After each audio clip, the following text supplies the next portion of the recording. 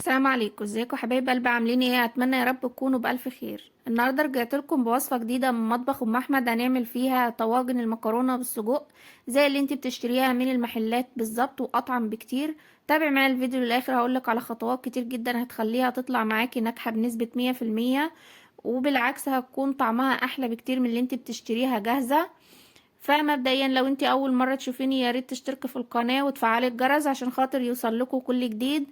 ولو انت شفت الفيديو عجبك يا ريت ما تنسينيش بلايك وكومنت حلو منك، وخصوصا لايكات كتير جدا على الفيديو عشان خاطر توصل لاكبر عدد ممكن. زي ما احنا شايفين كده ما شاء الله المكرونه مستويه معايا، ما هيش طالعه نيه، بالعكس ده طالعه مستويه. تقدري طبعا تستخدمي الحشوه تحشي بالسجق، تقدري تستخدمي لحمه مفرومه او كبده. الحشوه اللي انت بتحبيها تستخدميها استخدميها. فيلا بينا نسمي بسم الله وندخل على الوصفة على طول. ومبدئيا قبل اي حاجة نصلي على النبي محمد عليه افضل الصلاة والسلام.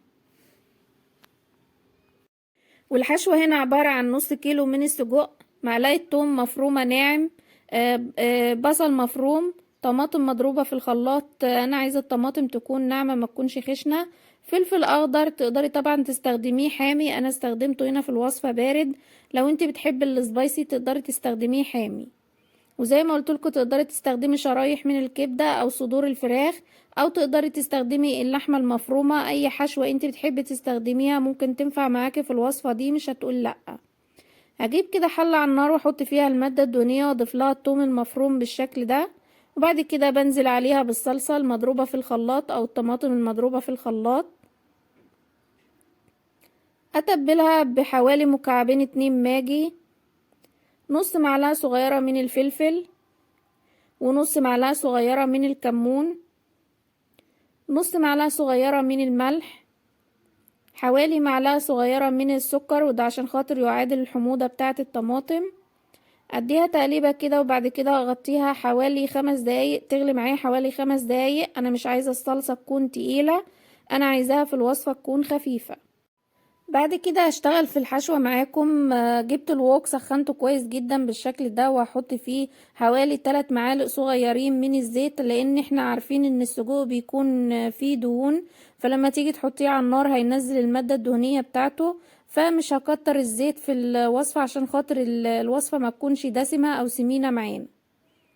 هنزل كده بالبصل على النار عشان خاطر يدبل معايا، وهنا برضو مش عايزة البصل ياخد لون، لا انا هخليه ياخد يدبل معايا بس. وده شكل الصلصة بعد ما اتسبكت معايا، انا عايزاها خفيفة بالشكل ده. هطفي عليها النار على ما اجهز الحشوة. وهنا كنت ضفت السجق طبعا متجمد بالشكل اللي احنا شايفينه ده، فانا عايزاه متفكك من بعضه. هوطي عليه النار واغطيه بحاجة لحد ما يتفكك من بعضه، عشان خاطر انا عايزاه يكون قطع صغيرة جدا او شبيه باللحمة المفرومة. هتبله بحوالي نص معلقة صغيرة من الفلفل، ونص معلقة صغيرة من الكمون. وهنا هكتفي طبعا بالفلفل والكمون اللي انا ضفتهم للسجق، عشان خاطر احنا عارفين ان السجق بيكون متبل بتوابل كتيرة، فمش عايزة يكون السجق ملان توابل كتير او كمية التوابل تكون طاغية قوي على طعمه. انا عايزة طعم السجق يكون باين في الوصفة، فهكتفي بالفلفل والملح اللي انا ضفتهم والكمون. بعد كده هضيف له الفلفل الاخضر، تقدري طبعا تضيفي فلفل الوان، وتقدري برضو تضيفي شرايح من الطماطم للوصفة. انا مجرد فكرة بعرضها لك، واللي انتي حابة تضيفيه ضيفيه. هقلبهم كويس جدا بالشكل ده. وهنا زي ما قلتلك انا مش عايزة شرايح مش عايزة السجق يكون كبير كده، لا انا هقطعه قطع صغيرة جدا، او بمعنى اصح هفرمه يكون شبيه باللحمة المفرومة، لان انا مش عايزاه يكون كامل في الوصفة. فهجيب المقص بالشكل ده واقطعه قطع صغيرة كده، عشان خاطر انا مش عايزة اتك عليه او اضغط عليه بالمعلقة تبوظ معايا الوok او تخربشه. فهجيب المقص بالشكل ده اقطعه قطع صغيرة جدا بالشكل اللي احنا شايفينه ده. ما شاء الله الوصفة مش هتاخد معاكي وقت خالص، وفي نفس الوقت هتديكي كمية كبيرة جدا من نص كيلو مكرونة، هيعمل معاكي حوالي 4 طواجن صغيرين او 5 طواجن. لو انت هتستخدمي البايركس الكبير هتستخدمي بايركس ومعاه حوالي 2 طاجن زي ما احنا هنشوف في الفيديو كده. كده كانت خلاص الحشوة جهزت معايا، وفي نفس الوقت الطماطم كانت اتسبكت.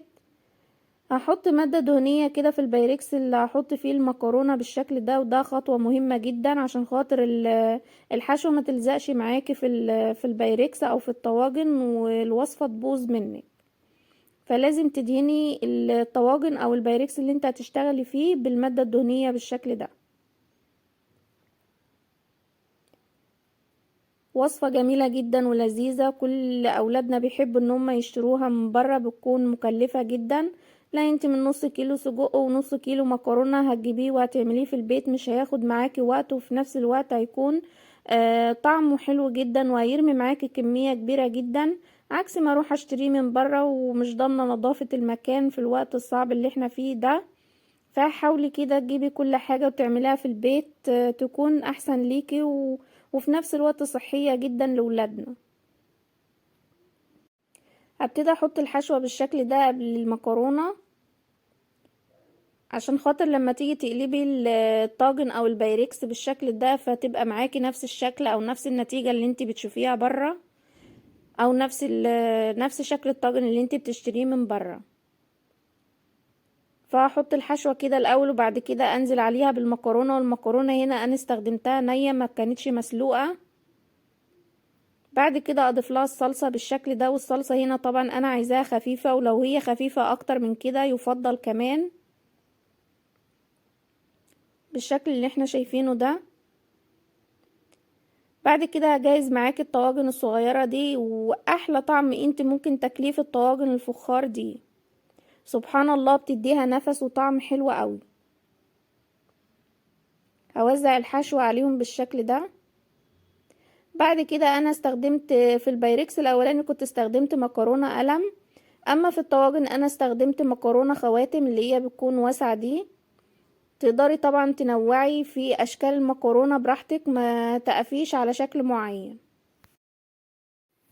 وهنا كنت وزعت السجق بشكل كويس جدا وضغطت عليه ضغطة خفيفة بالشكل ده. بعد كده هضيف لها المكرونة، وزي ما قلتلك اي نوع مكرونة انتي حابة تضيفيه استخدميه. حاولي كده وانت بتحطي المكرونة في الطاجن، طبعا المكرونة دي مش مستوية او مسلوقة فانا حطاها كده نية، فحاولي ما تحطيش كمية كبيرة جدا في الطاجن عشان خاطر تديها مساحة انها تستوي معاكي في الفرن. هضيف لها بعد كده الصلصة بالشكل ده. فعلا وصفة سهلة جدا وسريعة ومش مكلفة ومن ألذ الوصفات. وتقدري طبعا لو انت عندك عزومة ممكن تعمليها، مش هتاخد معاكي وقت خالص، وفي نفس الوقت بتكون نتيجتها حلوة جدا وطعمها ما شاء الله اللهم بارك، طعمها حلو جدا احلى من اللي انت بتشتريها بكتير.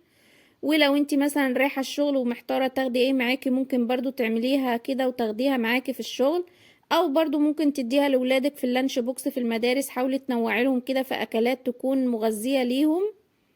بعد كده جبت المية، والمية هنا لازم تكون سخنة، ضفتها طبعا للمكرونة لان المكرونة هنا نية، فلازم اكون غليالها المية بالشكل ده. هنا لازم اديها تقليبة بس كده بسيطة عشان خاطر افرق المكرونة عن بعضها، ما تكونش اتمسكت معايا من المية بعد ما انا ضفتها، عشان خاطر اديها مساحة لما تيجي تخش الفرن تغلي بشكل كويس، او ممكن وتستوي بشكل كويس بالشكل ده. فاحاول ان انا افككها على بعضها وادمج كل حاجة كده مع بعضها بالشكل ده. ولو حسيت انها محتاجة مية اضيف لها برضو كمان شوية مية بالطريقة دي. والحشوة هنا زي ما قلتلك انت ممكن تستخدمي شرايح من الكبدة وتكون شرايح صغيرة جدا، ممكن برضو تستخدمي شرايح من صدور الفراخ، وبرضو ممكن تستخدمي لحمة مفرومة. فما شاء الله الوصفة معاكي بتديكي حشوات مختلفة جدا.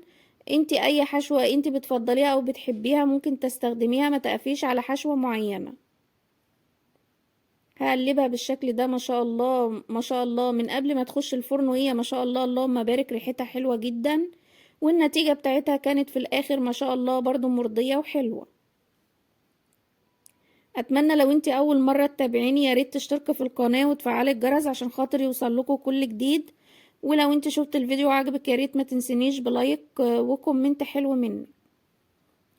بعد كده هجيب الورق الفويل واغطيها بالشكل ده عشان خاطر اساعدها انها تستوي بشكل اسرع والنتيجة تكون مضمونة في التسوية. والحركة دي مهمة جدا، لو انا سبتها من غير ما اعمل الخطوة دي المكرونة مش هتستوي معايا، وبالعكس هتاخد وقت اطول في الفرن، فلازم اغطيها بالشكل ده.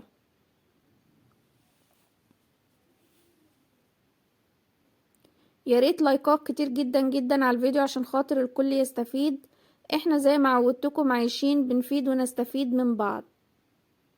بعد ما غطيتها بالشكل ده بورق الفويل كنت في الوقت ده سخنت الفرن على درجة حرارة عالية، وده مهم جدا برضو قبل ما احط الطواجن في الفرن عشان خاطر لازم الفرن يكون سخن جدا عشان خاطر الطواجن تستوي بشكل اسرع. فبعد ما غطيتها بالشكل ده هحطها في الفرن على درجة حرارة متوسطة، هتاخد معايا حوالي من ساعة الا ربع لساعة بالظبط في الفرن. ده يرجع لدرجة حرارة الفرن عندك، ممكن تاخد ساعة الا ربع وممكن تاخد معاكي ساعة.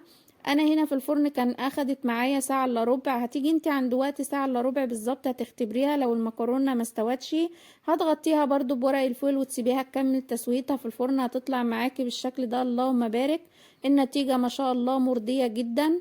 فمن نص كيلو مكرونة ونص كيلو سجق هيرمي معاكي كمية كبيرة جدا. انا كنت اشتغلت في الطواجن بمكرونة اللي هي الخواتم، تقدري تشتغلي بمكرونة قلم. اي نوع مكرونه انت بتحبي تستخدميه في الوصفه استخدميه.